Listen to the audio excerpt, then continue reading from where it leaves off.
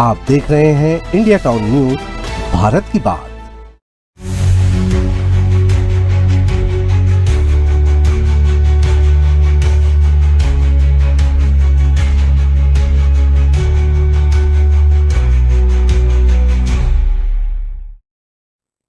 नमस्कार, आप देख रहे हैं इंडिया टाउन न्यूज और मैं हूं आपके साथ प्रगति ठाकुर।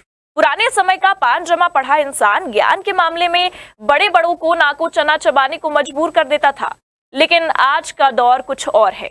आज की पढ़ाई में बदलाव आया है और इस बदलाव के जितने फायदे हैं उतने ही नुकसान भी, क्योंकि जब से शिक्षा का व्यवसायीकरण हुआ है तब से ज्ञान का ये मंदिर पढ़ाई कम व्यवसाय का डा ज्यादा बन गया है। निजी स्कूलों पर कहने को तो शिक्षा विभाग का नियंत्रण है, लेकिन इन निजी संस्थाओं की मनमानी और दिन दुनी रात चौगनी बढ़ती फीस आम जनता की पहुंच से तो बाहर है। लेकिन मजबूरी कि अपने बच्चों का भविष्य संवारने पालकों को इन्हीं के दर पर घुटने टेकने मजबूर होना पड़ता है और फिर शुरू होता है पढ़ाई के नाम पर जायज नाजायज फीस की लूट का सिलसिला, जिसकी शिकायतें तो होती हैं लेकिन कार्यवाही बहुत कम। देखिए हमारी ये खास रिपोर्ट।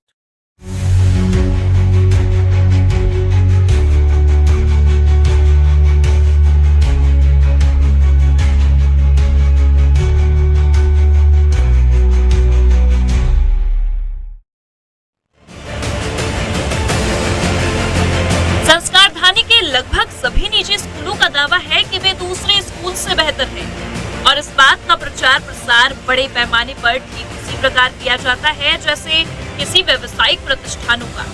कुछ दशक पहले हालात ऐसे नहीं थे। पहले सरकारी स्कूलों में ही पढ़कर लोग आईएएस, आईपीएस, इंजीनियर और डॉक्टर से लेकर बड़े बड़े पदों की प्रतिष्ठा बढ़ाते थे, लेकिन पता नहीं कब इन शिक्षा के मंदिरों पर लग गई व्यवसायियों की नजर और फिर निजी स्कूलों का दौर ऐसा आया कि आज सरकारी स्कूलों में लोग नौकरी तो करना चाहते हैं, लेकिन अपने बच्चों को पढ़ाना कोई नहीं चाहता, जिसकी वजह है निजी स्कूलों के दावे और सरकारी स्कूलों का गिरता स्तर। जब ये खाई बढ़ी और सरकारी स्कूलों से लोग कतराने लगे, तब से प्राइवेट स्कूल दिन दुनी रात चौगुनी रफ्तार से बढ़ने लगे और ऐसे में शुरू हुआ पूरी तरह से निजी स्कूलों द्वारा पालकों पर अपनी मनमानियां थोपने का वो दौर जो आज भी बदस्तूर जारी है। देश में कानून है, 2020 से कानून है, स्कूल फीस समिति का एक कानून है, उसके बावजूद मनमाने ढंग से प्राइवेट स्कूल वाले पालकों को लूट रहे हैं। अब देखिए कि नर्सरी के बच्चे से 30,000 रुपये फीस लिया जा रहा है और उसको 13 किताबें पढ़ाई जा रही है। नर्सरी का बच्चा 13 किताब कैसे पढ़ेगा? और क्लास 1 के बच्चों को कंप्यूटर पढ़ाया जा रहा है, जबकि क्लास 1 का बच्चा कंप्यूटर पढ़ ही नहीं सकता। इस प्रकार से मनमाने तरीके से जो है फीस लूटा जा रहा है और इसके लिए जिला में कलेक्टर और डीओ इसके लिए जिम्मेदार है। देखिए, पालक जो है वो तो बच्चे लोगों को पढ़ाना चाह रहे हैं, लेकिन ये हर साल जो फीस जो बढ़ा रहे हैं तो उससे बहुत समस्या पैदा हो रहा है कि हम कितना मुश्किल से अपने बच्चों को पढ़ा रहे हैं, है ना। ये चीज़ समझ से बाहर है कि हर साल फीस बढ़ते चले जाता है। नर्सरी का फीस देखोगे तो 15, मेरे बच्चे 2 बच्चे हैं जो वेस्टर्न स्कूल में पढ़ते हैं, तो उन लोग का फीस लगभग 30 से 35 हज़ार रुपये है। तो उनका फिर ऑटो का अलग खर्चा, पढ़ाने का खर्चा महीने का 7 से 8 हज़ार रुपये हो जाता है, जो कि बहुत ज़्यादा होता है।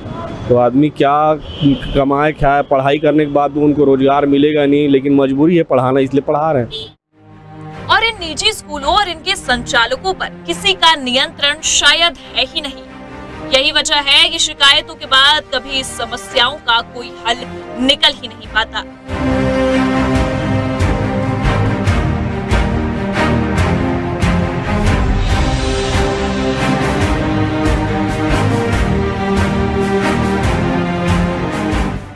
स्कूलों की मनमानियों का आलम ये है कि पहले तो एडमिशन के समय ही पालकों से एडमिशन और वार्षिक शुल्क की बड़ी रकम तो ले ली जाती है। वहीं बिना रसीद के डोनेशन की भी परंपरा बहुत से स्कूलों में जारी है, जिसे मजबूरन देना ही होता है। राजनांदगांव में ऐसे स्कूलों की संख्या दर्जनों है, जिसकी शिकायत यहाँ पढ़ने वाले बच्चों के पालक लगातार करते आ रहे हैं, लेकिन आवेदन और निवेदन के बाद भी इनकी कहीं सुनवाई नहीं होती और तमाम शिकायतों पर आश्वासन के बाद इन शिकायतों को रद्दी की टोकरी में डाल दिया जाता है। ऐसे में मजबूरन पालक अपने बच्चों का नाम इन स्कूलों से कटवाकर फिर सरकारी स्कूलों की तरफ जाने की बात करते हैं। कुछ पालकों का तो ये भी कहना है कि जिस लिहाज से फीस ली जाती है और पढ़ाई को लेकर जो सपने पालकों को दिखाए जाते हैं वो कभी पूरे होते ही नहीं। बस प्राइवेट स्कूलों को पढ़ाना समाज में स्टेटस सिंबल या फिर मात्र दिखावा बनकर रह गया है। तो जिस हिसाब से इन लोग फीस ले रहे हैं उस हिसाब से पढ़ाई का स्तर भी उतना अच्छा नहीं है। अगर बच्चा कमजोर है तो प्राइवेट स्कूल में पढ़ने के बाद भी ट्यूशन उनको भेजना ही पड़ रहा है। तो मेरे ख्याल से कोई मतलब ही नहीं निकल रहा है कि हमको अब सिर्फ स्टेटस मेंटेन करने के लिए हम अपने बच्चे सिर्फ स्कूल भेज रहे हैं और कोई कुछ खास रीज़न नहीं है कि गवर्नमेंट स्कूल में नहीं भेज सकते। निजी स्कूलों की मनमानियों पर नकेल कसने हर सरकार, उनके विभाग और जिम्मेदार अधिकारियों को निजी और सामूहिक तौर पर भी पत्र लिखे जाते हैं। छत्तीसगढ़ पालक संघ के द्वारा भी ये मुद्दा उठाया गया कि स्कूलों में पालकों से मनमानी फीस वसूलने के साथ ही हर सत्र में की जाने वाली फीस की बढ़ोतरी और निर्धारित की गई दुकानों से पसंदीदा प्रकाशकों की किताबें, कॉपियां और ड्रेस खरीदने की बाध्यता किसी भी लिहाज से पालकों के हित में नहीं। ये सिर्फ बच्चों के माता पिता को लूटे जाने के तरीके हैं।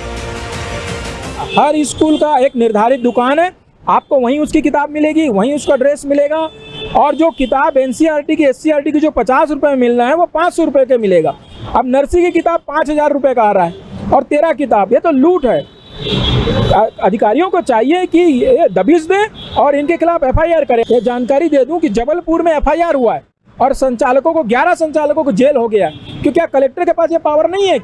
जब जबलपुर के कलेक्टर के पास पावर है तो राजनांदगांव कलेक्टर के पास पावर क्यों नहीं है? बहुत ज़्यादा दिक्कत है। वो इतना महंगा वो किताब है और उनको मजबूरी में वो खरीदाना ही पड़ता है। वो अशोका करके कुछ कंपनी है जिसका बुक, इन लोग 2 बुक थे, एक तो 1600-1700 रुपए की किताब है वो, जिसमें ऐसा कुछ रहता ही नहीं कि उसको ऐसा कि देख ले और वो अंदर घुस जाए, ऐसा कुछ है नहीं कि ऑटोमेटिक वो ऐसा सिखा दे। वो बुक ही है वो।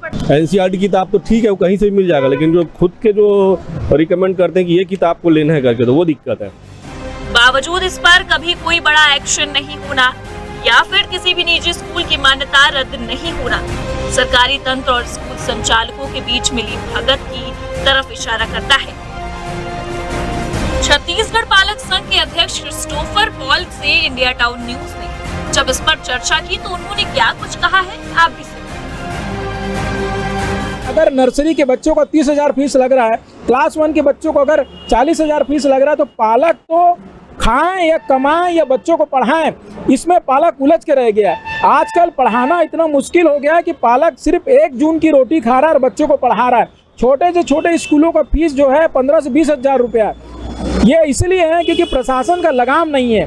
प्रशासन जो है संरक्षण में स्कूलों को चला रहा है।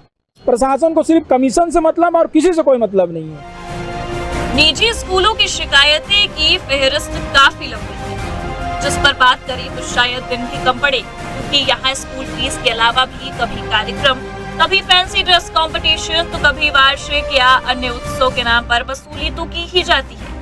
वहीं वाहन सुविधा उपलब्ध कराने के नाम पर भी लूट का खुला खेल चलता ही है। जिले में तो इस तरह की कोई शिकायत अभी तक प्राप्त नहीं हुई है। चूंकि प्राइवेट स्कूल में आरटी के एडमिशन्स चालू हैं, तो हम लोग देख रहे हैं कि जिनके भी एडमिशन हुए हैं लॉटरी के माध्यम से, वो पूरे बच्चे एडमिशन्स ले लें और किसी भी तरह का प्राइवेट स्कूल उनसे फीस की वसूली अतिरिक्त ना करे।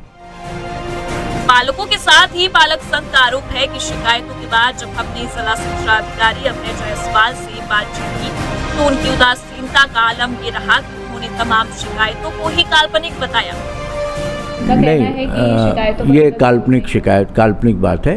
इस तरह का कोई भी पालक आज तक इस कार्यालय में नहीं आया है और इन्हें सिरे से खारिज करते हुए ऐसी कोई शिकायत कभी नहीं आने की बात कही। दूसरी तरफ उनका कहना था कि स्कूलों द्वारा निर्धारित दुकानों से पालकों को किताबें खरीदने की भी कोई शिकायत नहीं। ऐसे में सवाल ये उठना लाजमी है कि जिन बातों की जानकारी बच्चों तक को है, क्या ऐसा हो सकता है कि इसकी जानकारी जिला शिक्षा अधिकारी को ना हो?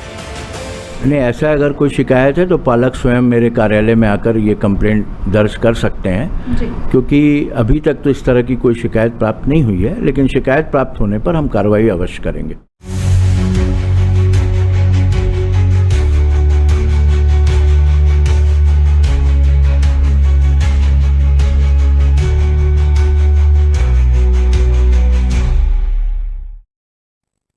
बातों को या ऐसे जवाबों को सुनने के बाद ये तो आप और हम सभी समझ ही गए कि निजी स्कूलों और स्कूल संचालकों के हौसले आखिर क्यों बढ़े हुए हैं, या फिर उन्हें किसी भी तरह की कार्यवाही का डर आखिर क्यों नहीं। शिकायतें होती है, उन्हें जिम्मेदार या तो सिरे से नकार देते हैं या फिर जांच का आश्वासन, फिर खाना पूर्ति कर स्कूलों को क्लीन चिट दे दी जाती है। लेकिन इंडिया टाउन न्यूज आपसे वादा करता है कि आपकी कोई भी शिकायत अगर है तो आप खुलकर सामने आइए, हम आपकी समस्या को बेहतर मंच देंगे। बस ध्यान रखिए, भ्रष्टाचार के खिलाफ मौन रह जाना भी भ्रष्टाचार का साथ देना ही है। इसलिए इसके खिलाफ अपनी आवाज हमारे साथ बुलंद कीजिए। आज की इस खास पेशकश में फिलहाल इतना ही। अब मुझे दीजिए इजाजत। नमस्कार।